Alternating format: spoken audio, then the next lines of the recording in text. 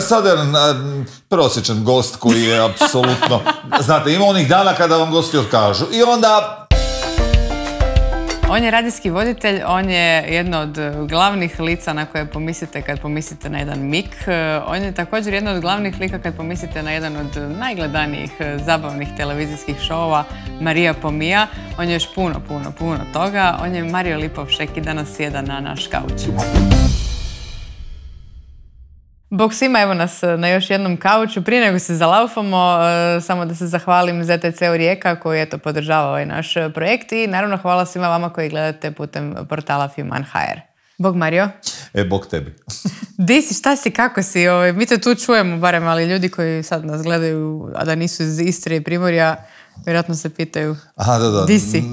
To je nacionalne priče. Da, nigdje sam, propao sam i ako mogu iskoristiti apel, uplatite za Albine 10 kuna kao za mene, imam udrugu. Mislim, na radiju sam, dakle isti medij kao i ti, samo sam na 2 radija, primarno mi je Radio Istra i Hrvatski radio, Radio Rijeka nedjeljom, i super mi je radio. I teško bi se opet odlučio za televiziju, iskreno. Tako da tu sam gdje sam, dobro sam, evo, baš je ono neki, znam da nije lijepa godina, ali meni lijepo neko razdoblje u životu. Lijepo razdoblje u životu, ali recimo baš ovo kad si rekao nije lijepa godina, mnogi kažu da je ovo 2020. sve uništila i tako dalje, a ti zapravo imaš jako puno tih svojih, kako bi rekla, puštaš pipke posvuda, malo u ovim kulturnim stvarima, malo u turizmu, isto te, možemo reći, malo zeznula. A nije me zeznulo, turizam je bio odličan. Ok, mislim, a sad ne možeš kukaju, a ne, stvarno je bio dobar, ne mogu lagati ono. Dobro. Ovisi čime se bavite o turizmu, apartmani i tako dalje su radili slablje. A ako imate nekakve jedinice koje gostu nude apsolutnu privatnost, onda je to radilo dobro. Ja sam onako vrlo ja izgledam jako bedasti, biondo i sve i tupasti, da sve mu prilazim tralala, ali nije, ja sam vrlo onako jedna škorpija koja dobro analizira stvari kako će gdje šta raditi. I tako sam i u tu priču sa turizmom išao, vrlo sam pomno studirao kakvu objekt graditi, što nudi, tako dalje, pokazalo se evo sada dobrim. Tako da mi tu išlo dobro, radio je super, nažalost nema ovog glazbenog dijela, koncerata i toga i to fali. Imao sam čak i jedan nastup sa mojim bendom, znam da Tonči Grabušić moj bubnjar, mislim, svira mom benda, svira puno dalje. Ja mu uvijek kažem da je dokaz njegovog uspjeha to što je nekad svirao sa Balaševićem i tako. I sad je završio sa mnom jedan. To je dokaz koliko je propao. Ali u jednom trenutku rekao ko ja to usred pandemije stvarno napravi taj koncert, ne mogu sad reći u šta će, i ja sam samo rekao stari spremi se. Dakle, uspjeli smo imati taj lijepi na velikom koncertu otvorenom i to mi je bilo jedini koncert ove godine, ali bio je. U njemu stvarno guštaš ko svinja, nije tu pitanje love, nego napokon pjevam, tu je publika, tu sam ja, taj fluid teče. Tako da sam čak i taj dio jednim dijelom odradio. Da. Dobro, nadamo se da ćete svi vi uspjeti uskoro opet. Pa dobro, imam krumpire i to bavim se kao i svi glazbenici. A side jobom od Nine Badrić. Kad je krenula Nina, rekao ajmo svi. Mi smo po sadnom letu imali 2 tone krumpira, tako da mi krumpira imamo. Ja sam težačka, seljačka fameja. Mama i tata su mi iz Lovrana se preselili u Lanišće, u Istru, i onda tamo imamo stvarno polja. I evo, našli smo se dan, sutra idem uzeti prasta i preksutra radim kobasice, tako da volim ja taj dio, nije mi to strano, to mi je super. Je li po tebi ta kuknjava glazbenika malo too much ili? Pa mislim, stvarno su ljudi zakačeni jako, a ne znam koliko je država kao takva toj grani pomogla, ne? Naravno da nešto je, ali kad ideš gledat da svako ko radi u nekakvom segmentu je dobio nekakvi 4.000 kuna mjesečno dok nisu radili, pitanje je jesu li glazbenici to dobili, a nisu radili. Najlakše je reći, pa neka rade nešto drugo. Mislim, što je točno. I brdo ljudi, pametni ljudi stvarno ne kukaju, okrenu se i rade nešto drugo, kao što sam ja. Dakle, u životu imaš uspona, padova i treba se snaći. Ja ne bi ni ovaj turizam išao da na kanalu nije postala kanalu RIG, gdje sam radio, stvaro ga, na kraju je bio glavni urednik godinama, da nije postala naznaka kako ću dobiti šut kartu, ali loše stvari ti se pokažu dobrim jer te pokrenu. I onda sam rekao, ajmo raditi nešto drugo i nekako sam si rekao, moram složiti priču tako da ne ovisim o nikom.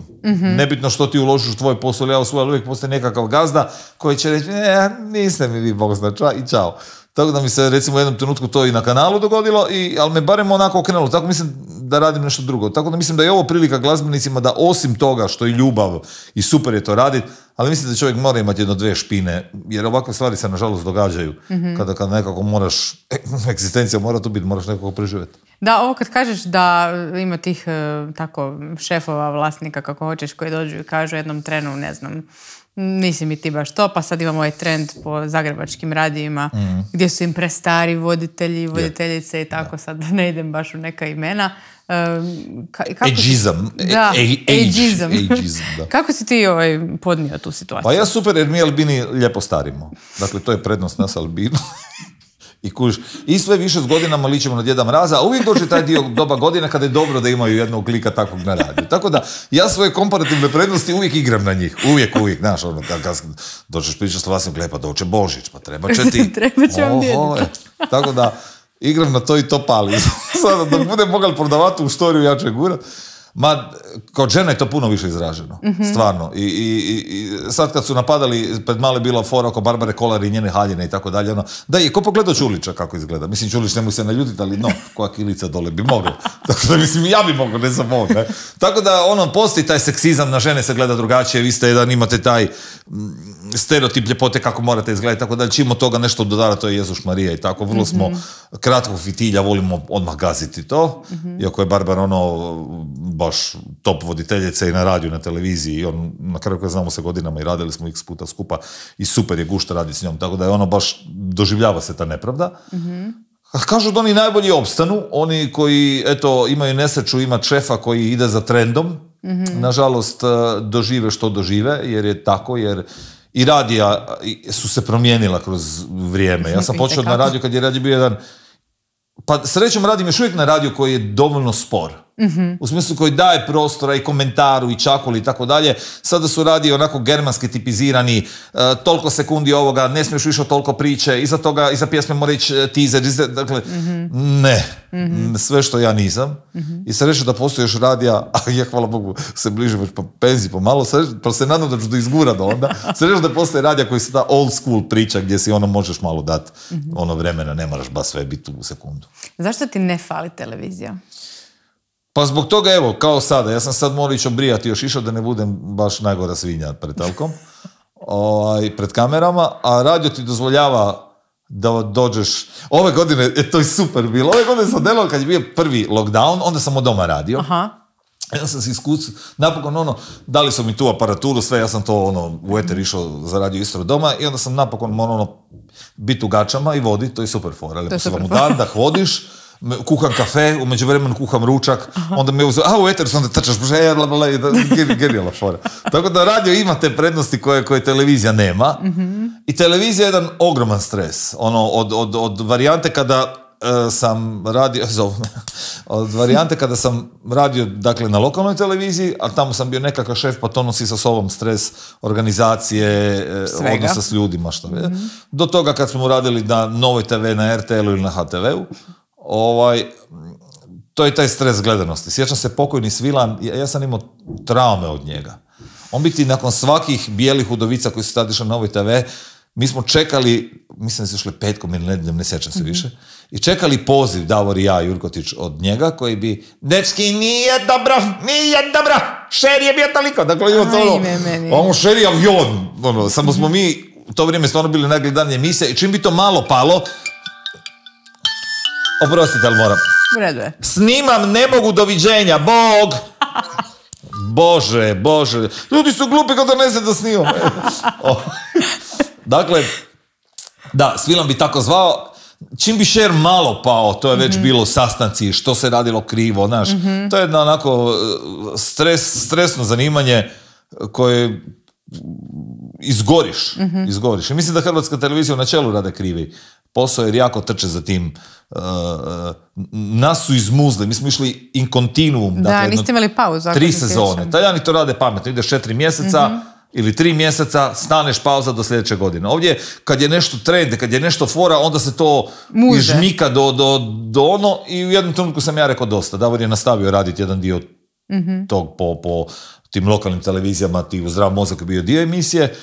Ja mislim da u jednom trenutku treba stati na balu i reći, ok, Bjelodovice su dale to što su dale, možda su u nekom drugom obliku, u drugoj varijanti pojave, ali sve nekakve ponude koje sam imao, sam za sada odbio, jer evo, hvala Bogu, više mi ni potreba teć za soldi. Da, meni danas kad sam spominjala kao, dolazi mi Mario i tako, onda su svi bili odmah, pitaj ga da li će biti opet Bjelodovice, sad ja znam da je odgovor ne, a mislim barem ne onako kako su bile, ne? Pa da, onako kako su bile ne. Mislim, a drugo, sad, nekad je bilo lakše, jer utoliko što si ti imao nekakve ekipu koja malo nije bila dio mainstreama, a bili su čudni. Moram biti želiš imenovati nekoga? Da, ma da ne ono, bili su malo kao čudni i onda smo se mi mogli malo ismijavati tom društvu i tako dalje. Danas je cijela situacija postala parodija same sebe. Ti nemaš šta parodirat kad mi živimo u parodiji. Dakle, meni je puno teže danas, dogodi se svako toliko neki biser koji imam poriv doma tako iskarikirati ili nešto, ali generalno je ovo što mi živimo je već tragikomično, reakcije su tragikomične, hoćeš stožera koji zabrani jednu stvar, dozvoli drugu, gdje nema nikakve logike, dakle, bilo bi materijala šta raditi, ali mi smo išli od krajnosti u krajnost, mjere su nam bile distanca 2 metra i perite ruke i pomolite se, do zabranit ćemo, kaznit ćemo vas sve, dakle, nema mi tu nekakve... Ali u crkvu moramo. Od crkvu, nema protiv da si do crkvu, stvarno. Na kraju krajeva je Honivac rekao, nisam ja ateist, ali taj pozicija crkve u društvu me zna nervirati. I to baš kao i katolik, ako baš mogu tako pričati. Kao vjernika me nervira da je crkva nekad na jednom u drugačijoj poziciji od svih ostalih. A drugi ljudi stvaraju, rade biznis. Dakle, ako može distancu u crkvi, onda može i teretana. Ne vidim ja tu neku bitnu razliku koju ljudi, koju vlada zapravo vidi, jer to su baš politički poeni i zato me to nervira. Dakle, jer to rade uistinu da bi dobili koji bod, evo, jer to je naravno veliki dio Hrvata se deklarira kao vjernik i onda naravno tu ne kontriraš puno pa si dozvolio nešto, a nekima drugima koji su digli kredite, stvaraju i tako dalje su danas zaprti. Misliš li ovo kad si rekao da se veliki dio Hrvata deklarira kao vjernik, da je to onako samo nomenklaturno ili... Pa, dobro, mi imamo drugu realnost jer živimo u Rijeci, tako da... Tu bi čovjek rekao da nije. Tu bi čovjek rekao da je zapravo. Ali onda kad budeš dalje vidiš da nije. Dakle, realnost Hrvatska je stvarno drugačija. I uistinu Hrvatsku onako može stvarno podijeliti na dvije zone, oni koji su bili pod Austro-Ugarskom i oni koji nisu. I kad gledaš i referendume i glasanje i tako dalje, točno vidiš kako možeš Hrvatsku onako nekako cijepat postoji dio Hrvatske gdje je religija uistinu vrlo živa, vrlo važna, ovdje je to onako već kao u zapadnim zemljama, dosta prigodničarski, sretan Božić i sretan Vazanj i decit. Ja sam po toj noninoj maminoj bandi iz Lanišća, iz jednog onako vrlo pobožnog sela, skuda je na kraju naš zadnji blaženik Bulešić. I tako da u našoj familiji religija bila važna, ali stvarno, imamo i popovu u familiji za Boga, ali stvarno smo kritični prema crkvi. Ja nisam tip koji je, sve je super, nije. Ja sam s tih dva popa koji imam svadim na obiteljskom ručku. Tuta forca se posvadimo, tako da znam biti kritičan. Da. A kako ti se čini ovaj aktualni papa? Malo skočio od... Papa je Fiuman, on je ljevičar, solo kontra tutti, tako da... Ma, a kad ideš gledat, sad će me napast ovi koji to gledaju, koji su onako jako ultra, ali Isus je bio ljevičar. Okay. Po svim gestama, po svim, dakle, jednaki smo pred Bogom, pod time da se treba brinuti o siromašnima, da bogati moraju dati za siromašne. Sve je to nekakva ljevičarska misao, ako ideš gledat u jednom ekonomskom smislu. Da. Desničarska misao je ta, bogat je bogat, ima pravo na zaradu i tako dalje. Mi smo malo ovdje izvrnuli lijevo i desno, jer kod nas se to ide po jednom još nacionalnom pitanju, ali u smislu Krist je po svemu, ja vidim, bio ljevičar. Socijalist. Ljevičar bi bio, sad ću me napast, ali nadam se da kužite što mislim. Mojte mi sad, lako je ovim drugima gostima, ja sam bijel, mene se vidi i odmah me napadaju. Dakle, a plus toga imajte u obziru, Albini su glupi. Evo ga, da. Ne možete zavjeriti. Uvijek se izvučeš na to. Tako da, no. A dobro, čekaj, sad već si spomenuo par puta do sad to da si albino. Mislim, inače će ljudi reći u Hrvatskoj da si ti možda najpoznatiji albini, ali meni se zadno čini da te ljudi oko toga kad te idu pitati sve nešto kao da li bi ga pitao, ne bi ga pitao, kako bi ga pitao. Ajme Bože, ne. Meni se čini da tek tu onda krene nekakva bezveze etiketa koja je nepotrebna. Ali ja mi ne vidim, ja stvarno to nisam doživljavao. Mislim ovako, kad si djeca u svojoj iskrenosti znaju biti vraški i okrutna. Dakle, imao sam tu ja nešto traumi, lago bi da nisam. Kad si otrokao na Lovrane, u Lovranu je bilo super jer u Lovranu sam ja mali od Lučane i od Marića. Ili od Line, ili... Hvala Bogu, velika smo familija, pa mi je pol Lovrana u rodu. Mene se ono čuvalo, mene su svi čuvali jer ja nisam smio na sunce. Sva djeca su bila u moru i na parapetu na mulu, a ja bi bio u hladu pokriven dekom. Skoro. Ali ne uveličavam previše stvari. Dakle, bila je rastegnuta deka, mene su tako... Onda bi ja bježao, onda bi svi mene lovili i vraćali po to, jer stvarno je bilo, dakle, opasno po moje zdravlje se izlagat previše suncu, još uvijek. Ali nekako u Lovranu si se osjećao, to je nekako gnjezdo gdje si doma, osjećao si se prihvaćen. Dakle, gledali su te ko sina od Lučane i Marića ili... Kad bi išao van Lovrana, onda bi tu osjećao poglede, znam kad bi morao ići oko listu u Rijeku, pa onda mama mi drži za ruku, onda druga djeca vidi ga, jer ne znaju. Ne znaju, dakle, u Lovranu me vide svaki dan, pa više nisi čuda, svako čuda 3 dana dosta. Tako da tu sam osjećao neke a i u školi, kad dođete nekakve varijante u osnovnoj školi, kad počnu ti hormoni malo rast, pa se mjeriš kome je veći i tako dalje, figurativno, ne onda, znaš, kad se fajtaš, onda ti uvijek idu daj ti svakih epiteta, od jogurta, snješka, svakako su me gađali kad me neko fajtu. Tu sam srećen imao stvarno super roditelje koji me nisu stavljali po staklenu zvonu, ja bi znao doći doma uplakan, i ne bi mi mama, Brižan, moj Mario, sine moj i tako dalje, nego me uzela za ruku, vratila u školu, rekla da je to glupost. Ko mi je rekao, taj dečko, pogledaj ga je debelje, recimo da je debelo brdo čvaraka, ja bih rekao ti si debelo brdo čvaraka, i tako sam se naučio pomalo fajtati. Ali tu je možda brusila i taj britski jezik. Pa da, je, svakako je. Dala nekako zeleno svjetlo za to. Nije bilo knjiga sad kako i šta, one instinktom su me odlučili ne maziti i stavljati pod zvono, što je dobro, jer inače bi bio krizantema u životu, jer ovo već samo sa sobom nosi dosta prepreka od vida, slabovidnosti, pomanjkanja melanina, sunca, i još kad bi bio tako psihički, naravno da si u pubertetu nesiguran i kod cura je meni bilo ajme Bože, ti prvi kontakti su mi bili dok ne stekneš neku sigurnost pomalo, tako da srećom su, evo sad kad gledam u rikvac, mislim da su dobro reagirali. Je ti bilo nekad možda kasnije kad si već kretao s televizijom i to je ti padalo na pamet, sad će biti raznih komentara ovako, onako? Pa načitao sam se ih. Mislim, kad te neko ne voli, onda naravno da vuče to kao as. Ko stavlja ovom bljedolikom, 3 kile brašna ili kako se svega zove. Dakle, mislim, pogodite, ali s vremenom otvrneš, znaš što će reći, naučiš to ne čitat, iako ta znatiželja meni svejedno onako malo, da te to boli, ma dobro, to je mazohist valjda u nama koji svejedno ide prekontrolira stvari i onda govori glupsi, šta si išao? Ali tako da, više recimo u glumi, jer televizija, nažalost, kod vas žena ima taj stereotip kako morate i tako dalje. Kod muškaraca mi možemo vidjeti da karakterne crte igraju svoje. U kazalištu, to mi je najveća ljubav, imao sam prilike raditi malo u kazalištu komedija, u Zajcu, u Jenka Pula i tako dalje, kad bi mi se ukazala prilike ili na filmu. Tu je ta facijalna ekspresija puno bitnija, što tu imam hendikep. Stvarno divni glumci s kojim radimo, do Tite Karađole, s kojim sam prilike raditi, do Olivere Baljak i tako dalje, koji su vrlo dobronamjerni bili kad smo razgovarali, rekli da, to uistinu je hendikep, jer ti moraš do nekoga u zadnjem redu prenijeti emocije. Ja se mogu beskrajno truditi, ali ako se ne vidite obrve i tako dalje, sve bijelo, onda tu ima mali problem. To mi je možda onako žao, jer to mi je najveća ljubav. Ja bi sve pustio samo da se time bavim. Ali nekako u Riječkom Zajcu nemate baš puno. Čujem da nisi baš friend s nekima tamo. Ma nije, ja sam si friend sa svima. Nikad nije bilo ničega. Dakle, nije da je došlo do nečega. Ja sam samo bio kritičan spod nekih stvari, pa eto.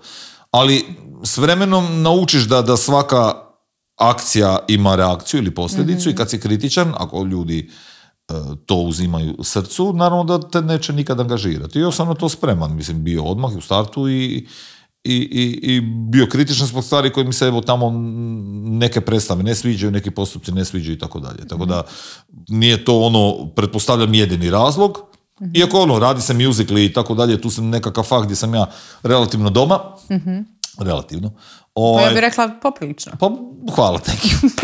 Ali, ne zovu mi svojih razloga. Neko na kraju ima potpuno pravo misliti kad smo kod šefova, da sam ja najveći kreten i da ja ne valjam ništa. I to je njegovo legitimno pravo.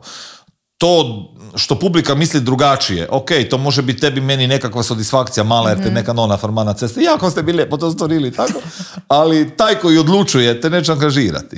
I sad, mi smo svi navikli, valjda nam je to već genetskim kodom nama na ovim prostorima usađeno biti vrlo servilni i kurtuazni i ne talasati, muči i tako i onda samo da biš bolje pasal. To sam bio ja do neke godine i ne sudim, svako od nas ima drugačije situacije doma. Dakle, zbog prihoda ćeš mu progutat i reći šefu da je najpametnija kretenje, ali kad stvoriš nekakvu varijantu da moraš reći a misliš, onda si spreman da to iza toga će možda imati neke stvari zbog kojih ćeš biti uskraćen i nećeš raditi nešto što ultra voliš, pa evo, to je možda ta priča o Zajcu koju si rekla. Iako sam u Zajcu radio par lijepih stvari, radio sam sa talijanskom dramom Đunči posto tavola, radio sam Sušak, kao isto prvi čakovski musical koji je bio vrlo uspješan, tako da imam i lijepih iskustva za Bog. Kad je po tebi bilo zlatno doba kazališta, što se Rijeke tiče? Jesmo imali to ili nismo još? Pa bilo je, kao i svemu, bilo je pikova i padova. U svakom mandatu, ako pričamo o intendantima, dakle u svakom mandatu, bilo je ja sam jedan od onih sretnika koji je gledao znači vraga sretnika, znači imam kao leto. Gledao sam originalno vježbanje života. A ja sam u njemu glumila originalu. Gadiš mi se. Malu curicu. Kako mi se gadiš, šta te mrzim, vidio sam da nešto ima, zašto te moram mrziti, sad sam našao razlog. To je predstava koja me ja sam došao doma, bio sam otrok, ja sam došao doma, ja sam doma mislio, ta muzika mi se vrtila u glavi danima, to je meni zaljubilo u kazalište do Ibera.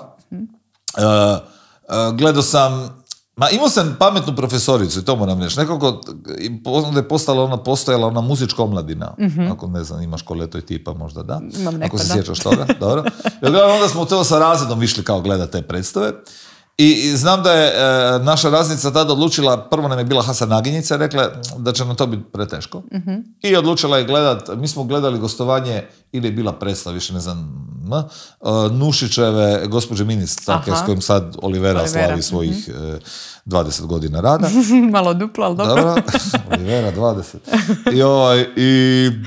I to me onako, cijeli naš razred je ostao vjeran kazalištu. Paralelka koja je išla gledat, recimo Hasanaginjicu su već bili, dobro je stvari tempirat, polagano uvlačiti u taj svijet da ti se ne onako zamjeri već na samom početku. Tako da smo, ja sam postepeno ulazio u kazalište i svaki put mi kupovalo sve više i više i obožavam kazalište, to je stvarno neko utočište gdje se punim baterija koja je predstava dobra. I kao u svakog intendanta bilo dobro. Ono je bilo meni jedno odlično razdoblje. Išao sam daleko dok sam došao, taj je bilo dobro. To je bilo dobro razdoblje. U doba Mani Gotovac se isto veliki broj ljudi vratio u kazalište, išlo malo ka populizmu Severina i tako dalje, ali Severina je vrlo dobro odradila svoju priču. Galjano Pahor je u Glembajevim, ako se ne varam, zadnjim briljirao, Gale, Felin i ja smo bili sveto trojstvo, dakle stvarno smo bili cijeli život prijatelji i užasno smo se onako dobro gađali, ne znaš ko je trovnji od nas kad se nađemo bio, Galeta nažalost više ni. Crnac je predstava koja me dan danas drži kao jedna od najboljih koje sam gledao. Project Kafka je bio recimo dobar. Onda ova od Daše što se sada prošle sezone davala, dakle sad se ne mogu sjetiti imena. Da, i ja sam zapela. Dobro. Ima stvari koji stvarno kupuju i koji te onako uvijek vraćaju kazalište. A Turbo Folk? Pa nije mene to. Ni onda? Ne. Ne. Ja sam, kad sam ja sam problematičan, toliko što neko će vidi pjeva tralala pjesmice, zabavnu glazbu, a onda ja u kazalištu stvarno tražim nešto više. Rijetko kad idem u kazalište samo zabave radi. Dakle, mora me kupiti taj umjetnička, scenska, jedna estetika koju ja moram doživjeti. Ono mi isto bilo malo populizma u turbo folku, dakle, igraš na sigurno. A tu se ja onda u problemu kad vidim da neko igra na sigurno, kad želiš me na prvu kupiti. Znaš, onda ja, iako je dobar predstav, nije naravno ništa kritično prema njoj, nego osjetio sam tu potrebu, moramo se svidjeti i igrat ćemo na to da će svi onda o tome pričati. I onda imaš otpor. Da, to je, kažem, moj problem, ne kvalitete samog dijela. Vratit ću te malo na televiziju i na doba tih belih udovica s kojima onako baš napravili ste posao. Jeste zamišljali da će se to tako odvid dogoditi, da ćete vi s jedne lokalne televizije doći na jednu od tada najgledanijih, vjerojatno i danas, televizija u Hrvatskoj, mislim... Mi smo bili čak sad u rubrici Ustavno hvalite me, mi smo te sezone proglašeni najgledanijim televizijskom emisijom. Ne? I ja teško mogu zamisliti, oprosti što te prekidam, postoji li danas i jedan takav show koji je toliko gledan i toliko popularan? Da nije bilo Jurkotića, toga ne bi bilo. Zato jer je on puno... Istrijan vam ne ima, to nemoj se rivat. Jurkotić ima malo tog...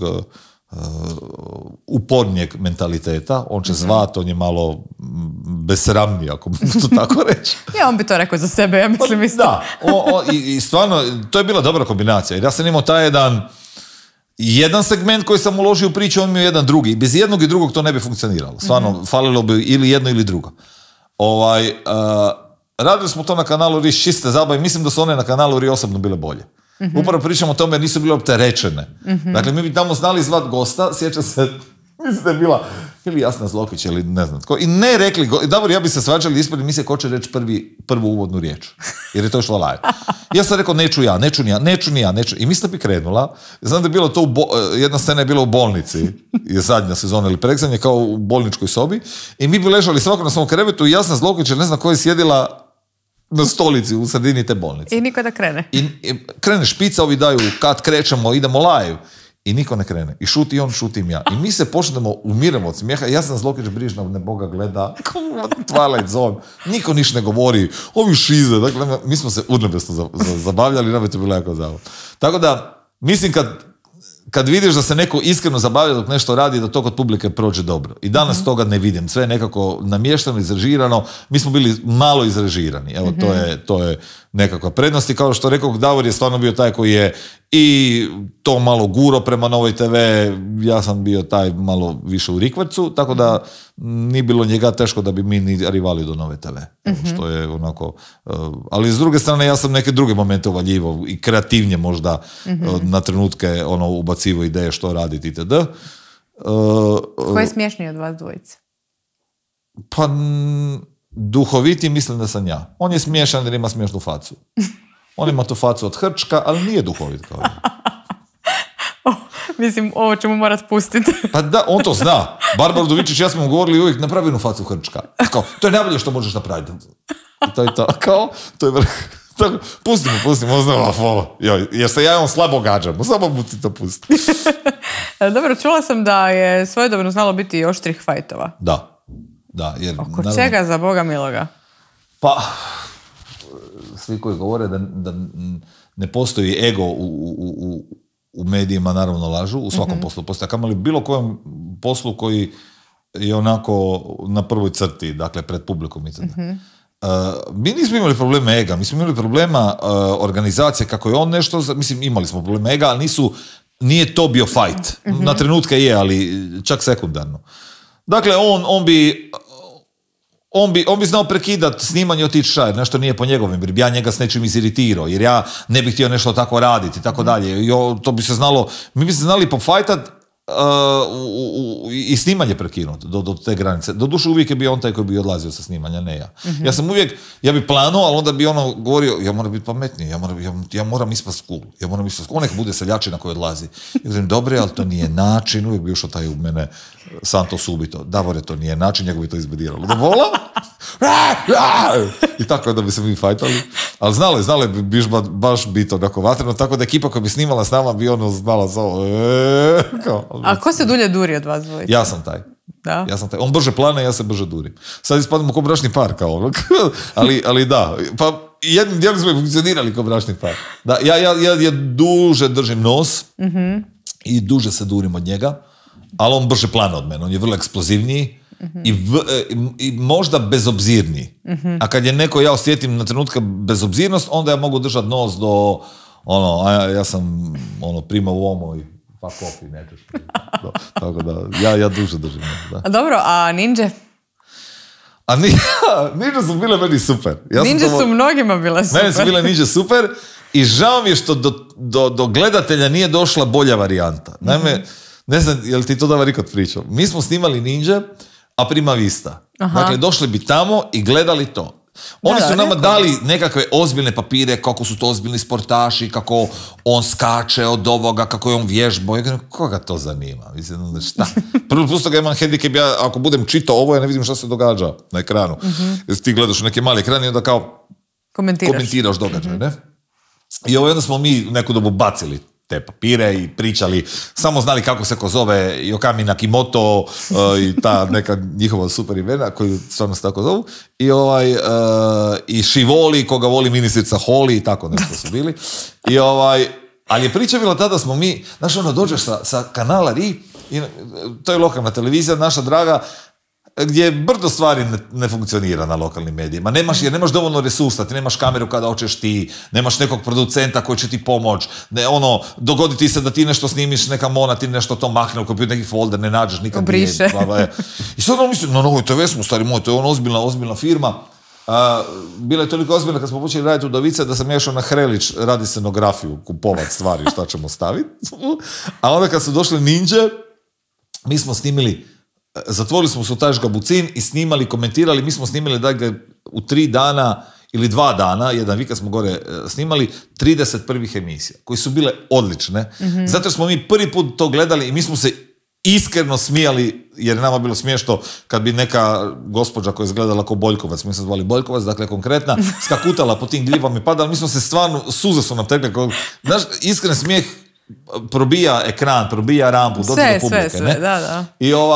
I dođemo nakon tjedan ili 10 dana nazad u Zagreb to snimat, tad smo bili sa mnom na relaciji Rijeka-Zagreb, i dođemo nazad to snimat i nas pozove, čujte dečki, dogodio se problem, neko je presnimio sve što ste radili. Tako da, ti sad ne možeš fejkat tu iskrenost, ali kažem prvih 30, možda i 50, ne sjećam se više koliko emisija smo mi išli na novo snimati, to više nije to i to mi je žao jer to sam baš bio onako jadan jer je to bilo toliko fora, toliko iskreno, sad ne možeš više fejkat da ti je to smiješno ko što ti je bilo smiješno prvi put. Ali eto, bilo je fora to dela. Što te ljuti danas u poslu? Ali postoji nešto tako u možda? Poslu? Kad se dogodi tako nešto možda? Ili nešto drugo? Pa ne znam. Možda imaš neke zavidne kolege, kolegice, ne znam. Mislim da ne. Svašta se priča. Ja, ako imam, onda to dobro taje. Onda ne znaš. Dobro. Onda ne znam i super mi je, neka ne znam. Ma ne znam da li imam zavist. Ja imam ljutnju, kod sebe govorim, ljutnju ako neko nepravedno, po mom sudu nepravedno, sad, znači to je u biti zavist, ali, dakle, dobije nešto prelagano. Jer znam koliko sam se ja mučio da bi do nekih stvari došao, onda kad vidim da nekome to ide tako lagano, a da neki drugi ljudi se trude i po mom sudu su možda kvalitetnije, ne ostvare to što on ostvare, pa onda to nekad ljuti jer vidim da to ide nekakvim stramputicama. Pa se tu možda razjadim, ali ne više od toliko. Ne. Ja u firmi koju radim, to je najbolja firma na svijetu, stvarno mi je Radio Istra divna, ja nemam nikakav osjećaj dželozije, tamo smo fakat jedna fameja i meni to... To zapričaš Radio Istri? Da, to je meni super. Ne znam gdje si drugdje ti načulo da imam tu... Ali imaš ti više fronti na kojima si? Na Radio Rijeci sam još. Pa dobro, pa malo to, pa malo predstave, pa malo turizam, pa malo... Pa da li, nisam osjećao ljubomoru kolega, ne. Mislim, možda sam ja koji put bio, ali da su drugi bili na mene, to nisam osjetio. Dobro, super. A što je nešto što si najvažnije naučio tako u međuljudskim odnosima i o međuljudskim odnosima, što prije par godina bi rekao da nisi znao? Pa, na vrijeme reći što te svrbi, ali opet kažem, uvjetovani smo x stvari prije. Prije bi ja šutio i trpo u sebe nekako i onda se jednostavno počeo ljutiti. Što je krivo. Sada puno otvorenje, kažem, što me smeta, hoćeš od društva do ovoga, pa koje god konsekvencije za toga bile, pa tako i u odnosima, i u radnim odnosima. Puno brže, kažem, to tako što se mene tiče ne ide. Ti možeš tako doma, sa mnom nećeš i Ave Marija. Dakle, tu sam puno... I žao mi što prije nisam bio takav. Baš mi ono žao. Sjećam se kad već pričamo tako, sjećam se kad je išao Sušak, tu sam trebao ranije reagirati. Dakle, ja sam tamo po nekakvom, kad dobiješ knjižicu uloga i tako dalje, prva uloga je bila Barba Pave. Dakle, to je po logici stvari glavna uloga. Tako je. No, međutim, u Novom listu su izašli Katja i Keđo. Na naslovnici HNK Keđo. Dakle, u ansamblu pridružuje se Keđo. Mene kod da nema. Ja sam šutio jer mi je bilo neugodno, jer će ispast da sam ego triper. A u biti sam trebao reagirati, alo, da ima menadžera, moj menadžer bi nazvao, gledajte, ovo tako ne ide. Ovo se neće pojaviti na sljedećoj probi. Točka. Dakle, ali nemaš menadžera jer smo tako kako jesmo, ali jer je neko tako percipirao, neko puši više Keđu i onda je Keđo tada, dakle, bio istaknut, a ja tu negdje. I sve je bilo dobro, sve sam ja to guro, cijelu prvu sezonu sam ja to izgurao, iako me smetalo. Do druge sezone nešto je bilo, prvu sezonu nešto sam gostovao na Radio Rijeci i sad ne sjećam više koja kolegica mi je rekla, evo čujem da gostujete, čujem da sada radiš i Sušak, gdje uz Katju i Keđu i ti imaš jednu malu ulogu. I meni je tu rekao, hello, nosim cijelu predstavu ja, ali fizički nosim stolove na pozornicu, oni samo ulaze, izlaze, ja sam ruštar, slažem scenu, dakle fizički ju nosim i onda ja imam jednu malu. I onda sam tad nazvao, rekao, ljude, mislim, neku dobu dosta. Tako, sad puno brže bi to izreagirao i odmah u startu ne bi dozvolio da se nešto tako, ako po mom sudu ide u krivom smjeru. Trenutno radiš neke predstave? Više. Radim jednu sa Irenom Grdinić, koja je gotovo pa finito. Radimo Ferlin i ja jednu na tekst Vijeka Lilovića, koja nije finito i ne znam kako će biti, jer Ferlin to radi tempom da ne znam. Daj si prostora. Daj si prostora, ne znam, neko od nas neće doživjeti tu premijeru, koliko on to brzo radi. I jedna koja je u fazi spremanja već godinama, Olivera Baljak i ja, koji smo bacili par stvari na papir, pa bacili čaj, jer puno je teže naći dobar tekst nego partnericu ili partnera s kojim ćeš nešto odigrati. I uvijek su i tekstopisci i autori nekako zakinuti. Slavu poberemo uvijek mi koji smo na pozornici. A imaš brdo tih ljudi koji doma sjede i stvaraju i njima treba lovorike pisati. Jer ova izvedbene umjetnosti se nekako uvijek poberu ti ljudi koji su, dakle, na pozornici nekakvu slavu ili kritiku ako hoćeš. A ovi drugi ne. Tako da je teže naći dobar tekst koji ćete kupiti i zato ta procedura sa Oliverom Baljak i sa mnom traje već ohoho, jer to pišemo mi, nismo baš dobri. Kod Ferline je Vijeko napisao, pa sad Ferlin njemu, on je jedan drugi slučaj. A Irena i ja smo nekako to složili sami, meni to jako simpa i jedva čekam da fini ta korona da to isfuramo van, jer je onako nepretenciozno, simpatično, domaće i smešno, ali ne banalno. Vi ste duo koje publika jako voli zajedno. Pa da, mi smo, zato se ljudi u nama prepoznaju kao jedan bračni par kojem je najbolja poza škina na škinu i sve od seksa što imaju jedan drugog u mozak. Dakle, to je ono u čemu se ljudi nekako prepoznaju. Viš, evo, tako i mi doma. Tako smo se, dok smo radili Gromaču, prepucavali kao baš žagrizavi muž i žena. Ali ja i ona tako i privatno funkcioniramo. Mi se stalno tako šamaramo. A ovo s Ferlinom, jel će to biti nekakav, ne znam, stand-up? Pa to je jedan sort of. Tako mi djeluje kad si rekao ja i Ferlin, mislim si... Da, pa je varijanta stand-upa, je. Ali dvije priče koje se onako susreću u nekoliko trenutaka, ispovijesti srednjovječnih muškaraca koji sarkastično gledaju na to što proživljavaju i u situacijama kakvima već jesu, kakvima je on i kakvima sam ja. I onda se na kraju ipak susretnu. Dakle, kroz cijelu predstavu, stand-up, mi se doslovno ne vidimo, samo svjetla se pale na mene i njega, tek se na kraju susretnu te sudbine. Pa meni ima priča potencijala, kažem, ako on ubrza. Pa uči! Molim te, ubrzaj. Želimo svi to vidjeti. Dobro, ok. Imam ti ja u našem kauču, ne znam ako si gledao koju epizodu, imam jedan dio koji je ili. Pa možda da se taman sad na to nastavim. Puce. Robert Ferlin ili Davor Jurkotić? Kako mi to teško. To mi je baš teško. Da si me pitala za vrijeme Udovica bio Davor Jurkotić, ali sada kako više radim i stvaram sa Robertom Ferlinom, a i mi se snimamo sada, onda je sada Robert Ferlin. Dobro, onda Robert Ferlin ili Irena Grdinić? Irena Grdinić. Aha, to nemaš. Pa je ta priča ostala. Aha. Dakle, s Davorom se rijeđe vidim sada, a s Irenom se vidim i dalje. Dakle, nije tu nije došlo do nekakvog malog udaljavanja. Ne? Dobro, Radio Rijeka ili Radio Istra? Radio Istra. To isto kao iz prve ovako. Iz prve. To je najbolja firma koju sam radio, tu nema dvojbe, tu su ljudi da sam ih prstom birao bi tako poredo ljude. Evo. Dobro. Lidija Bačić ili Maja Šuput? Maja Šuput. Zašto? Pa, jer jednostavno ja preferiram plastiku, a drugo, mislim nije kod Lidije manjka. Ona kaže da nije ništa radila. Maja, a ja sam pun pigmenta, šta da ti kažem, mislim, hello. Maja je jedna, ki god pozna Maju, ovako na televiziji ona može izgledati vrlo tako jedno tralala varijanta, ali Maja je jedno izuzetno profesionalno biće. Bio sam u situacijama, radili smo skupa gdje iza scene nije bio dobar dan, dapače sasvim loš. Kad se upali kamere, kad se stupi na pozornicu, ona to odradi, izgleda najveselje na svijetu, najbolje volje, onako skakutava kako već je, i zbog toga ju cijenim. Dakle, mislim da stvarno ona dobro radi to što radi. I oznoji se za tu kunu koju radi. Sad, najlagije je da svi njurgam, jer ona predstavlja jednu nišu, ajmo to tako nazvat, pa onda kad je perjanica te niše, svi ćemo po ženama koji su se izoperirali, tako da je, ali mislim da ona ima stvarno kvalitete koju treba respektirati. Olivera Baljak ili Neva Rošić? Olivera Baljak. Tinsi ili Faloti? To je baš lokalno pitanje. Pa sad je Mauro popizdet, ali ti si. Ok, Mauro ili...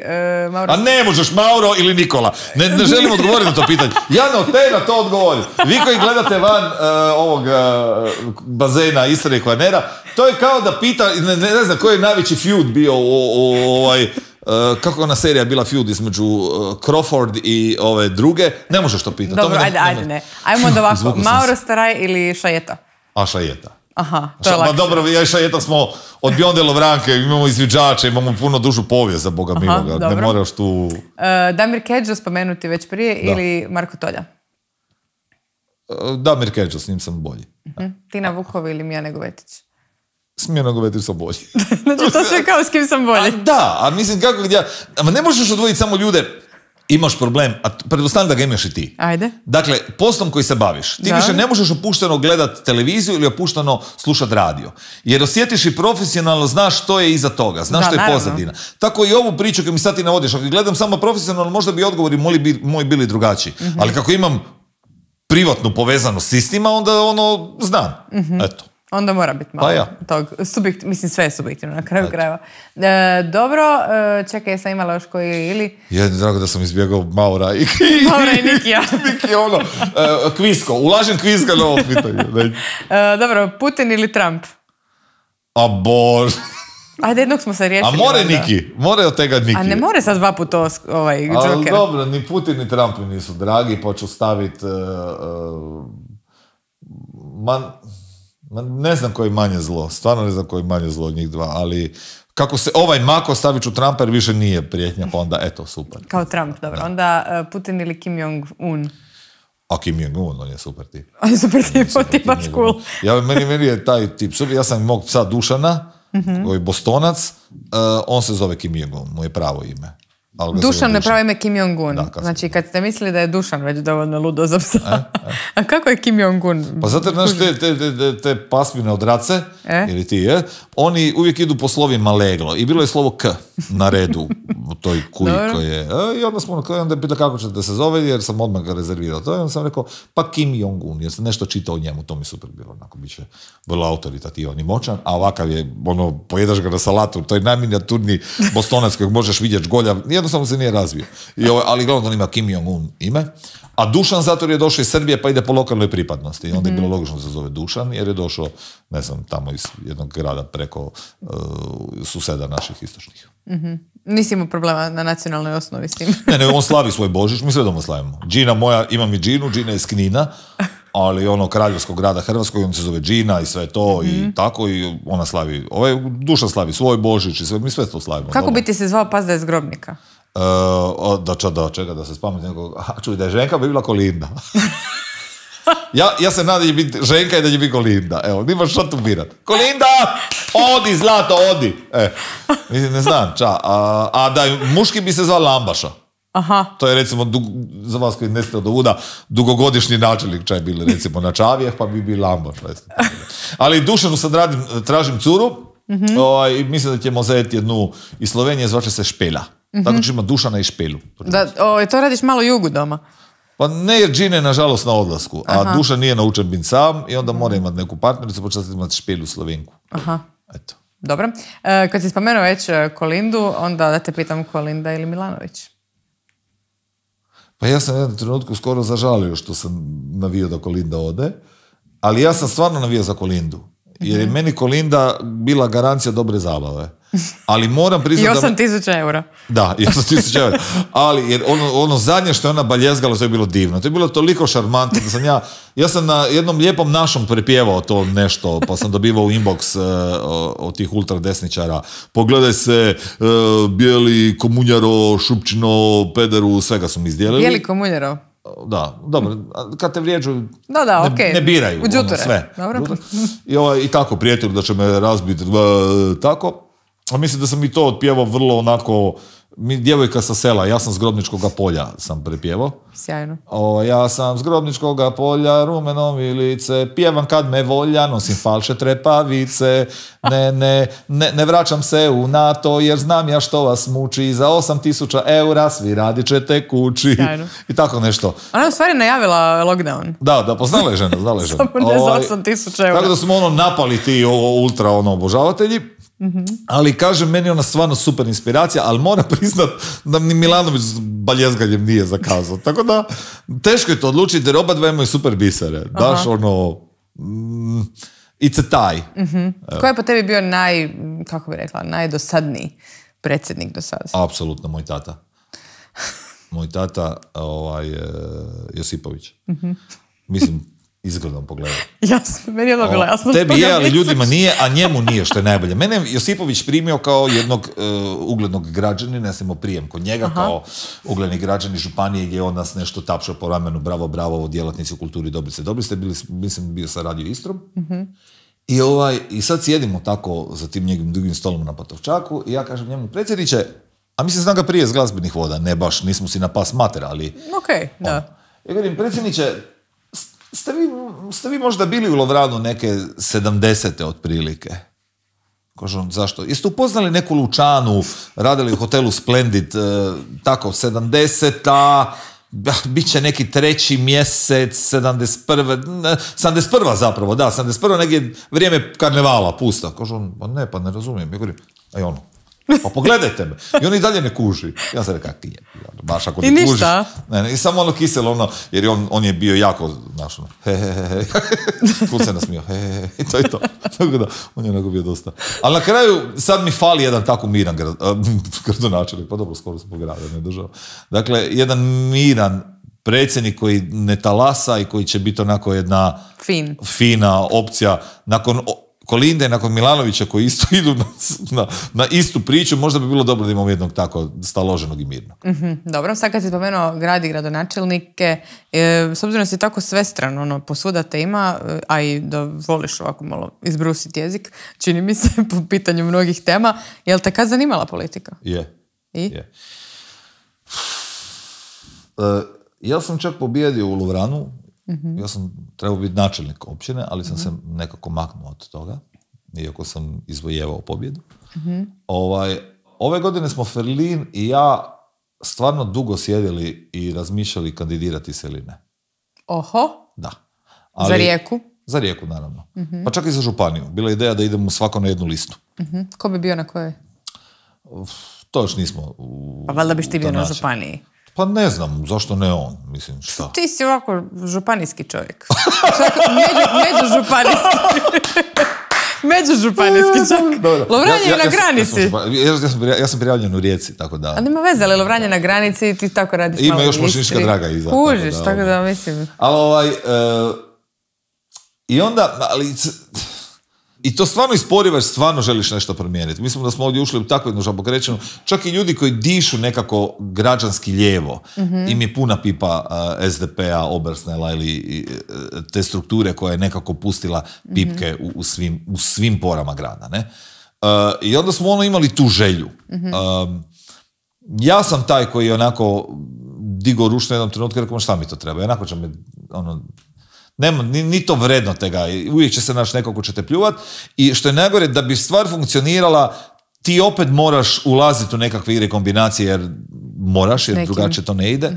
Tako da dobrim dijelom smo odustali od toga, ali da smo imali želju nešto promijeniti, to da. I problem je što nemaš stvarno za koga ni glasa. Dakle, s jedne strane imamo nekakvu desnu opciju Miletića, s druge strane imamo Peovićku, onda imamo HDZ, sad nekog novog kandidata koji je postao predsjednik, mislim novi, stari, već je dugo u HDZ-u, i Obersnela, zapravo zamjenika Marka, Filipovića, koji dobar dio Riječana isto čak ne zna. Eto. I nijedna opcija nekako nije ta koja ja mislim da stvarno ljudi u ove kraje, ja to užavam uvijek tako reći, nas predstavljaju kao jednu tolerantnu sredinu i tako dalje. Ja sam to rekao u X već varijanti. Ja mislim da mi nismo tolerantna sredina. Mi smo jedna menefregistična sredina, u smislu boli me briga za drugoga, ne da prihvaćam drugoga. Ne da ga toleriram, nego mi baš pusmetja. I ta sredina čak je ljudi reći, dakle, nemoj se zameriti da je mili Bog. I upravo zbog toga nekako mislim da takve opcije jedne pa srednjo lijeve ili srednjo građanska, ako to mogu bolje nazvati, zato nisam ni ljevičar, u Rijeci nema. Dakle, nešto što bi bilo prihvatljivo i glasačima SDP-a, jer teško će HDZ u Rijeci ikad dobiti zbog x razloga, barem tako smo se do sada posvjedočili svi, a nema neke druge solucije koja je na tom polju. Dakle, solucije koje se nudi su samo ili jako lijevo ili jako desno. Dakle, i onda tu uvijek ostanemo na varijanti da vladaju Rijekom ovi koji vladaju već godinama. Dobro, nisam te pitala prije, pa ću te pitati sada, da mi ovako, sad si me podsjetio s ovim ekstremnim dijelovima ovih izbora. Znam nekad pitati svoje goste da mi kažu ko bi ih prvo izvukao na dejt. Nudim ti 2 linije fantastičnih ljudi koji bi te mogli odvesti na dejt. U prvoj liniji Nada Murganić, Željka Markić, Karolina Vidović-Krišto i ne znam koga ću još staviti. Nada Murganić je ona ministrica obitelji bila. To vam je tako u braku. Da, to je tako u braku. Da. Nju sam čak i upoznao, ja sam vodio neko otvaranje vrtića u Opatiji onog novog, pa smo imali priliku malo počekulat. I ovako, ona je došla, ja sam uvijek gledala Ludovice, i ti me kupila, jako zgodna žena. Pa ako gledamo ovako, znam koga bi ne bi tu uopće dvojio. Krišto. Krišto? Da. Da. Apsolutno. Ipak bolja opcija. S maskicama, svakako. Insistirao bi na maskicama, ali to bi malo isprovociram. Ali da, mislim, nemaš tu čabi da. Ok. Da. A što se tiče muških, imaš ovako Marina Miletića, Ivana Jakovčića, Damira Kajina, Hasanbegovića i šta ću ti još staviti? Velimira Bojanca. Bog nas pomili, majka Bože. Pa tu će Istra svakako radit svoje. Kajin. Da, zato jer Miletić no. Zgodan čovjek. Ma je zgodan čovjek, ali nisam ni ja baš ove birao isključivo po izgledu. Jasno. Kad smo pričali o ženama. Onda s druge strane Ivan Jakovčić isto no. I on ne samo izgledom, nego i time što ima selo i tako dalje, ne znam otkud svi novci za sve što ima. Bujanac mi je po stavovima neprihvatljiv. Dakle, ostaje jedino Kajin koji je najveći krimen koji je napravio, što je uzeo ono što mu je legalno pripadalo, onu penziju. Zadnji čas je ubao onaj trenutak da ima onu povlaštenu penziju i rekao pa neću ja biti jedina mola i što bilo koji neće. Dakle, ali mislim da se nije on osim toga obogatio nečim, pa onda mi je stvarno od svih tih nekako Hasanbegović ti nije zgodan. Hasanbegović, pa dobro, pa ne gledam, stvarno ne gleda, Pa ima taj malo onako Herr Flick von Gestapo trenutak, što mi se malo sviđa. Ja bi bio Helga i to bi bilo super. Tako da, to bi bilo dobro. A dobro, a da se prijaviš za izbore, misliš li da bi ti Marija Pomija bila plus ili minus? Minus. I tu sam ja tumačio Ferlinu zašto bi on trebao biti čelno lice, a ne ja. Aha. Zato jer ja imam taj dio povijesti kojeg on nema.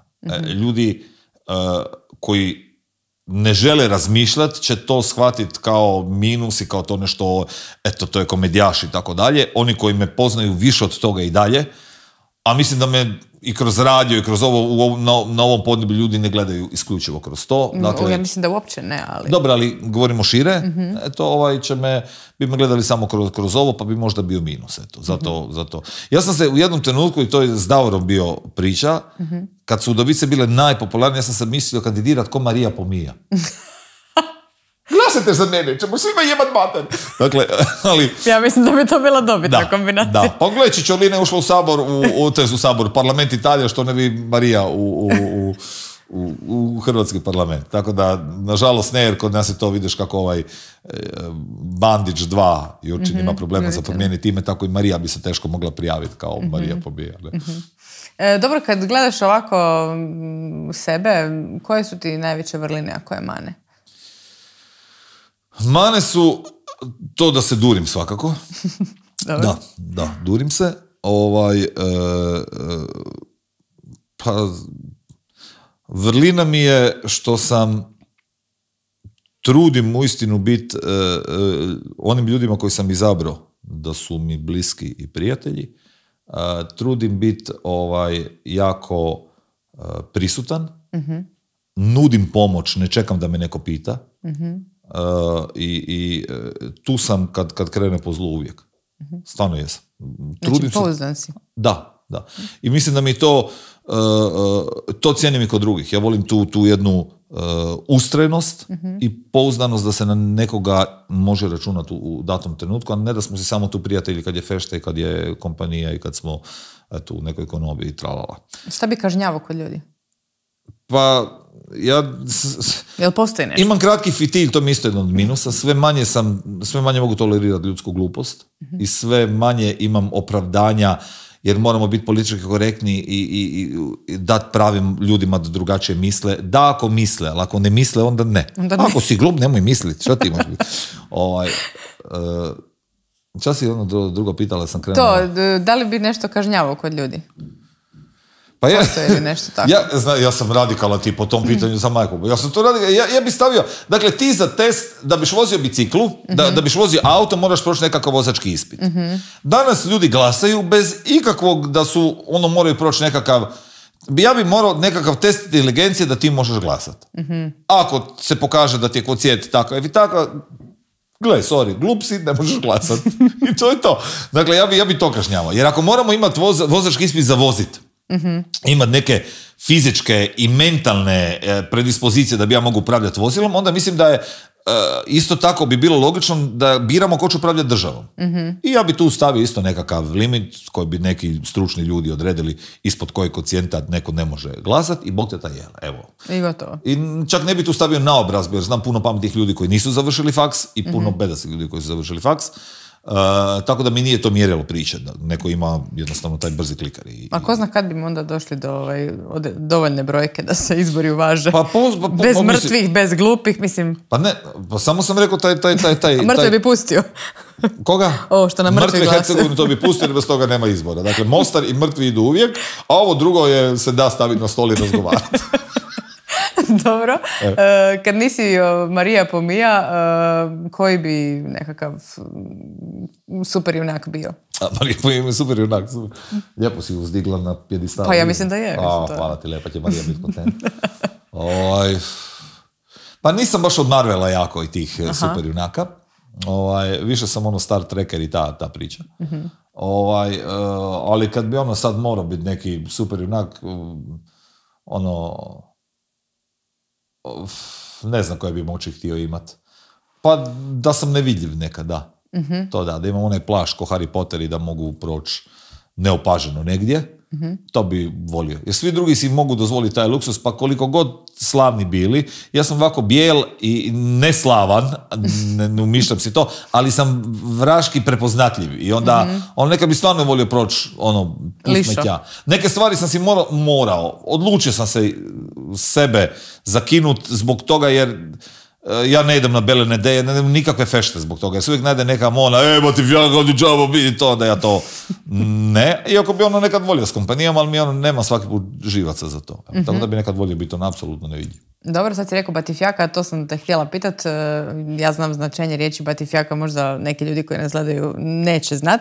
Ali dakle, kako je moguće da si ti dobio nadimak ljenčina? Znači, ja sve si, čini mi se, samo ne ljen. Zato jer hejtam radi fizičke poslove.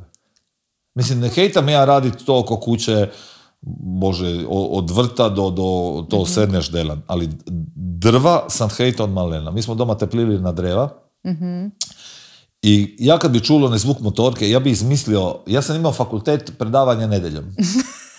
Iznimno, profesor samo tu nedelju, može kad su moji najavili drva, ja bi imao predavanje. Samo od 2 do 5. Da, to kako? Ja drva mrzim, ja sam rekao prvi put kad se oselim od mojih roditelja i noniću, ja kad se oselim, koliko god da struja košta, ja ću platjati tu vražju struja, neću se teplit na dreva, neću. Dakle, sjećam se te vreće koje je stala na garaži, mi smo bili na 5. katu i uvijek si morao prije doma ići nakrcati ta vreća i nositi gore, a pili drva i to taj zvuk me već pa slaga ta drva, tako da mi je Nono tu poslao, Nono mi je pričao taj istroveneto, taj iskrivljeni talijanski. Ma ti sono batifjaka, non te folle niente, ti proprio non te ga voja, ti sono batifjaka i tako je to batifjaka ostalo, samo Nono me tako zvao, do jednog trenutka kada smo Vesna i ja snimili nekakav prvi duet, i Đuza, pokojni šef glazbene redakcije na Radio Rijeci, me pitao, gle, mora ti imati nekako ime, ne može se zvati Mario Lipovšek i Vesna Valenčić. Dobro? I Nono mu u tom trenutku zija, batifjaka, vjekba! I sad Nono, što ti je rekao? Ma niz, Nono me zove batifjaka. Odlično, kaže on. I tako je ostalo. Aha, da, ja sam te i na Miku nekako prvo i snimila. Sad možda je to i do mojih godina, ne znam da li... Tu sam negdje i krenuo, 94. sa tancem na Miku, ali prije toga sam i imali smo pjesme Bira koja je čak na Hidepovu bila prva, to je prije Mika, to je neka 93. I ko možda je Polne obrada i Tija, to je bila za Vakancija. Ali Tanac isto bio fajn hit. Tanac je bio Mik 93. Na Mikiću se to poslije izlizalo. Da, je. Svi smo pjevali Tanac. Tanac je fora pjesmica, da, je, lijepo. Zadovoljan sam. Hoćeš opet na Mik? Pa ja sam na Miku svakako kao voditelj, jer je bolje biti voditelj, barem uzmem baš i nešto para. nego kad pjevaš, onda nemaš ništa. Ovako znaš, a rijetko ko se može pohvaliti da je baš i uzeo para. Ferlinija. I orkestrka i da. Pa ja sam na Miku imao tu nesreću biti 6 ili 7 puta drugi. Od kojih je x puta bilo za redom. Meni su zvali vječiti drugi, stvarno. I meni stvarno to nije teško padalo. Ja bi bio, Radojka bi došla i pobjedi. Meni je bilo baš drago za Radojku. Pa Karin dođe, Maša, onim drugi pobjedi. Baš mi bilo drago. Pa Grdović koji nije iskužio na Miku dođe pa pobjedi mater mu njegovu. A ja opet drugi. Tako. Ali drago bi bilo za ljude, crnite vrlo mater. I onda se jedne godine dogodilo da je Radojka bila bolna, Karin je bila noseća, Grdović je bio na liječenju i ja sam bio sam i pobjedio sam. I zainatio sam se, jer ja sam pjevao te nekakve prvo pjesmice, Tanac i to, koji su uvijek bile druge. I onda sam okrenuo sa Nonićevom, sa Mendula bez sveta, dakle to je prva balada koja je isto bila druga.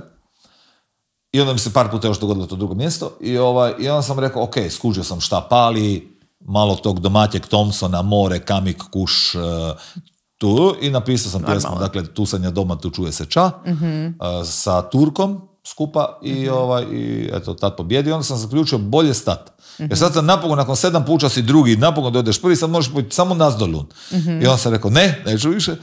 I onda sam se prebacio u te voditeljske vode. Možda to ne znaš, ali ima jedna žena, možda nije jedina, koja ima to istetovirano. Na jednom vrlo intimnom mjestu. Znam, pa to sam stavio na Facebook i napisao sam... A, nisam to vidjela. Da, stavio sam, tagirao sam Šajetu, Staraja. Aha. Staraja mi onda napisao čatek sad, kao džobre, čatek sad. Ona je tetovirala plus 100 let, samo sad sam ja to vidio. Ima ovako tu... Da. Povrh ciciki. I na Lošinju mi je ove godine to pokazala. Ja sam bio... Ja ti moram reći, to je kuće ovako. Fora, mislim, ne ega radi, ali je fora... da to što si ti napisal nekemu znači toliko da ima potrebu to tetovirati. Dakle, vidio sam svoje stihove ja i na zidovima, i na trafostanicama, dakle, i grafite su ljudi radili, i lepo je to. Stvarno je to ono, znači da si pogodio taj stih, tu sam ja doma, tu čuje se čaj, ili takav nekakav stih koji ljudima među prvima pada onako na pamet kad se sjede svog kraja. I to mi je ono, nimam čalagat biti lažno skroman, to mi baš ispunjava me srećom, drago mi je. Dobro. Koji je tebi najbolji dio u tome što si ti? Pa danas to čo sam navadil uživati v svemu ča, znam da zvuči tako kliše i patetično, ali stvarno prihvatio sam sve svoje minuse, borim se s njima, mislim da je ono, svaki dan je to neka borba, ono, ne postoji ravna crta, i sve svoje pluseve. Neku dobu se pomirio sam se, ajmo to tako reći. Da, neku dobu čovjek ono stalno strijemi ka nekakvim i poslovnim uspjesima i emotivnim i tako dalje, a mislim da mir nastaje kada skužiš, ok, tu je 50. godina, hello, imam 50 let, dakle, čas sam storilcan, ča me možda još dočeka, možda me nešto još iznenadi i čini život zabavnim. Uvijek tu kažem, vratit ću se na trenutak na Ferlina, jer jedino kažem, neke stvari radimo zbog toga da bi nama bilo zabavno. Dakle, nije ti više mik ni izazov u smislu profesionalnom, niti ti je to neka ogromna lova, ali tih 7 dana zabavimo sebe. Tako da je dobro što sam naučio sebe zabavljati i uživati u tome što radim i ne prihvaćati stvari pod mus, nego sad stvarno delam ono čo je mene fora. Kao i ovo tu, vidio sam tvoj kauč prije, i da nisam ja bi izmislio neku priču, da mi se Nipija žali, ja bi izmislio neku priču, jer gledaj, sad ne mogu baš, evo, sam na Tajlandu, ili tako ne. Ali, dakle, super je što sam se nekako pomirio, sretan sam tu gdje jesam i radim stvari koje prije svega mene veseli. To je super. A ono što smo rijetko zapravo o tebi viđali ili slušali u smislu nekakvih privatnih, intimnih crtica ima veze sa ljubavnim dijelom. Kakav si u vezama? Jesi ti ta romantičnija, nježnija strana ili si ti malo neuhvatljivi? Ja sam tu dosta skompleksiran, opet ću se vratiti na tu bilinu i treba mi puno da shvatim da imam šanse negdje, ajmo to tako reći. A kad se već upustim u tih par emotivnih veza koje sam imao, ja sam uvijek bio taj koji je bio nježni. Nekako to uvijek kažu da su žene te, ne. Ja sam uvijek bio taj koji će se rađe kokolati maziti i tako dalje. Ja sam ta sjepidla kako će plakat i pred televizorom. Puno brže tako se raznježim. Papak sam, šta da ti kažem. Pa nije to papak, to je... No, dobro je, ali muškarci se uvijek volje predstavljati, ja sam mačo, ja sam alfa. Ne.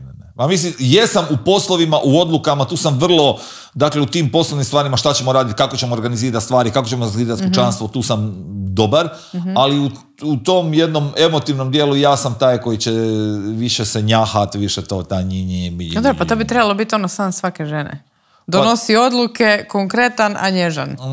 Da, ali valjda ja nisam nabasao na takve, šta da ti kažem. Nije još kasno. Pa nadam se, da. Hopsov. Dobro. Za kraj još nikad nisam, može? Ajde. Ako jesi, kažeš ako želiš reći, ako ne želiš reći, kažeš dalje. Dalje. Odmah dalje.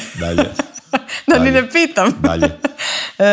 Nikad nisam se drogirao. Šta?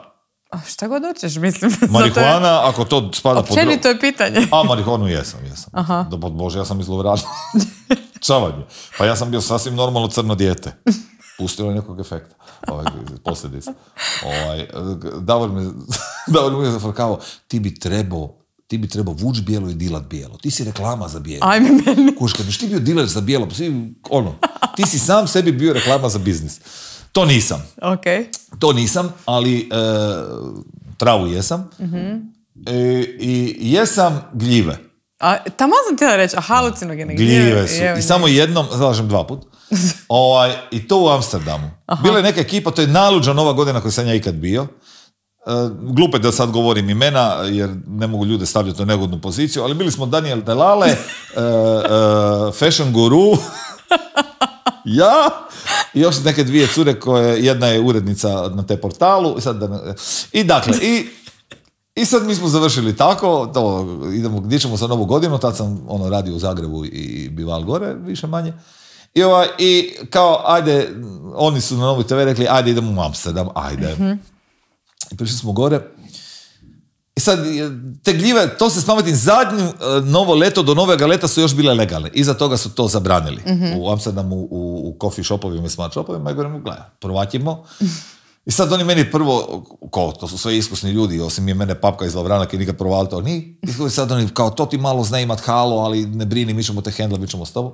Dakle, ja sam prvo, to dobiješ onako jedno vakumirano, ko mortadela kad je vakumirano onim kadicama, tako su bile vakumirane, ja sam to opel, čopal, niš jebote, niš, ja čopa, niš. I neku dobu, ja govorim niš, sad ja pročitam, tek onda sam pročitao kao maksimalno jedna kadica, ja sad se već pojavio. I niš, i jedanput Milo, ali Milo, nepoznati ljudi najdraži na svijetu, Milo, svi su ti mili dragi, super feeling, ono.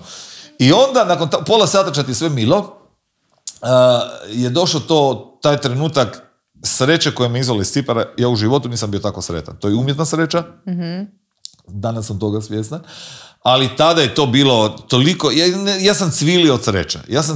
To je kao da mi u jednom trenutku rekao, a nagradu od $10 milijuna i Moniku Bellucci, i osvojio je Mario Libri... Ja! I onda si dobro, jesi ko čovječa ribica za par sekundi, a nagradu od 10 milijuna... Ja! I tako sam ja brisko, sad 2 ure sam bio sretan ko nikad. Zvao sam tatu i cvilio. Ajoj, a šta je on mislio? A šta će biti? I onda sam rekao da ćemo to donijeti, jer ja sam htio da svi probaju tu sreću, to je luda sreća. I tata je rekao da donese. Dosta smo okej familija. Vidiš da ste liberalni. Ja, ali na kraju sam to hitel jer sam skušao narodom ti radi mozak, pa ne možeš to nositi. Pa ne možeš. Idem u kantu od smeća, vidim da nisam jedina budala. Dosta toga je bačeno tako. Pomakne se mozak jer je tamo to legalno, pa onda misliš šta. I nakon toga opet Milo. Dakle, ja sam zvao i Lalića, našeg kolegu, ja sam mu civilio. On je rekao, ja sam te stavio na razred da te cijela škvadra sluša kako ti civiliš od sreće. Evo, to su 2 stvari što sam probao. Dobro, prvi nikad nisam i dosta uspješno bio, moram priznat. Nikad nisam vozio pijan. Čekaj, me zovu neki. Šefice, oprostite, evo, dajem nekakav intervju te šefice sa Radio Istre, Melita. Baš sam pohvalio da ste najbolja Melita Grdinić na svijetu radio. S kim se boriš? Nekim se borim, tebi govorim da dajem nekakav intervju Lisici i da sam te pohvalio da si najbolja šefica na svijetu i sad moram ići dalje. Jesi na kauču? Da! Pa ja prosti, pa ja upadam u snimanje. Jesi, evo, sad ćete svi vidjeti. Ajde, bok, čao, bok Melita. Bok. Melita Šefika, legenda, da. sve zna. Sve je ispratila. Dobro, nikad nisam vozio pijan. Da. Kao nikad nisam. Ali to mora biti stvarno u mladim danima. Aha. Ja sam s vremenom si svjestan da, mislim, svi znaju koliko ja dobro vidim, je tako, to je poznato. Prva stvar kad pitaš Mariju, je li to nešto dobro vidi? Tako da je to. Tako da, poslije sam naravno skužio da to nisam za igrat i ne radim to stvarno. Ne vozim sa cugom. Dobro. Nikad nisam slao gole slike. Ne. Nikad nisam nekoga prevario. Ne. Da si razmišljao. Pa šta je prijevara? Šta je prijevara? Emotivno ne. Aha, zamislim kao, fizički da, ali emotivno ali srce to nije bilo na mjestu. Sjajno, ovo moram zapamtiti, tako mi ne daj Bože nekad zatreba. Nikad nisam ogovarao kolegu iza leđa. Svi smo, baš. Ali rijetko to činim, sve rijeđe zapravo jer me boli briga. Ali a kad to činim, mi to činimo da bi bilo zabavno, ljudi to ne kuže. Dakle, to je kad delaš da bi se svi drugi smijali. Dakle, nije poanta nešto, jer me stvarno rijetko kod mene tako nešto razdrka da ga ja imam potrebu ogovarati. Nego ako ima neku crtu koju on stalno radi, onda je to nama smiješno, idemo to iskarikirati do besvijesti. Ja. Nikad nisi nazivao bivšu ljubav i molio natrag? Jesam. Jel upalilo? Ne. Kravo. Ovo je bilo nježno. Ali me sad zvala, nakon x godina me zvala nazad. Ništa. Znači, izlapamtilo si i dalje. Škorpija, što ti. Dobro, ima li neki nikad nisam koji mi želiš sugerirati da te pitam? Ne, iznenadi me, fora mi ovo. Nikad nisam radio na crno. Pa pol života sam radio na crno. Pa meni Denis Blašković na Radio Opatiji nije prijavljivo nikad. Šta si je? Pol života. Denis, dužan si mi jedno 7 godina staža. Usput, da. Morat ću pisati opet disclaimer. Pa ne, ali kad ljudi misle kako je to lepo delo, kako je to sve rože fiori, ti si na radiju, misle ti imaš ovdje i tako dalje, znaš za koje pare radimo, a kad dođu, super da su došle. Još sam radio 90. kad je bilo još gore. Mome nije prijavljivo ništa, radio sam na crno, jer se tada moglo. Sada je to neizvedivo, a plaću smo dobivali malo da, malo ne, pa te ocjenjuje da ću ti 20% ako odbiješ 80%. Takve fore, tako da. Nikad nisam preoteo nekome posao. Namjerno. Ne, nikad. Baš nikad. To ti je ne. Ogromno. Jednu osobu hejtam zbog toga. Mislim, ne hejtam ju, ali si mislim... Hoćeš reći koga? Pa ne, glupo je da govorim imena. Ne. Znači, neko je tebi to napravio? Pa nije to napravio, nego se nudio, a to mi je bedasto. To je još gore. Dakle, u smislu, ko da ja znam da ti vodiš let, ja znam, izbor nema veze. Gorskog Kotara, dobro. Whatever, i ja zovem direktora turističke zajednice Gorskog Kotara, kažem, dobar dan, gledajte, ja znam da to vodi Lisica već godinama, ali znate, evo, meni cijena nije problem, koju godinu cijena da me, dakle, to je dumping samo takav. Da, pa meni to rade isto za neke stvari, a nije ni blizu tako velika stvar. Džubrac, kažem ti. Jedno je ti smo normalno, ovo sve džubra dok nas. Još jako važno pitanje iz vaših likova ondašnjih udovičastih. Tatjana Ricciu ili Daniel Delale na kraju dana? Pa Daniel je bio stvarno dobar šef i dobar prema nama i koliko god je Tatjana Ricciu svjedokinja, to će ti Davor jednom pričati, jedne gej scene, skrivene kamere, gdje je bilo neugodno njoj, Davoru, meni, Barbaru Udovičić i Joletu. Svima je bilo neugodno. Sve Delale svakako, jer dosta smo skupa prošli, dosta ne mogu, vjerovaju u nas dok drugi nisu. I rijetko koja emisija sa lokalne televizije kao takva, kao projekt se progura do nacionalne. Mi rađe kupimo licencu i kopiramo ono što rade vani. Zemci ili kogod. Točno, ja iza toga nisam vidio da je neko sa lokalnom pričom, sa svojim projektom došao na nacionalnu televiziju, to se rijetko događa i žao mi je, jer mislim da ima kreativnih ljudi, samo im se ne daje prostora. Dobro, ja sam gotova. Imaš li ti neko pitanje koje bi ti sam sebe pitao? Ne, mogu tebe, čadelaš pokle? Imam posla. Pa s obzirom da se nismo družili, pa je vrijeme da ni kafe mi nisi dala. Mislim, ponudila si, ali... Pa možda nemam neko pitanje, sad je to ko onaj Marzullo ti ide na Italiji, već godinama jedna emisija Sotovoće. I onda svi uvijek tako pitanje za kraj, imaš li pitanje, koje to mi je ta fora. Što da, nisam znala, vidiš. I onda šta kad se ja se previše toga pitam kad sam sam i nemam odgovora, tako da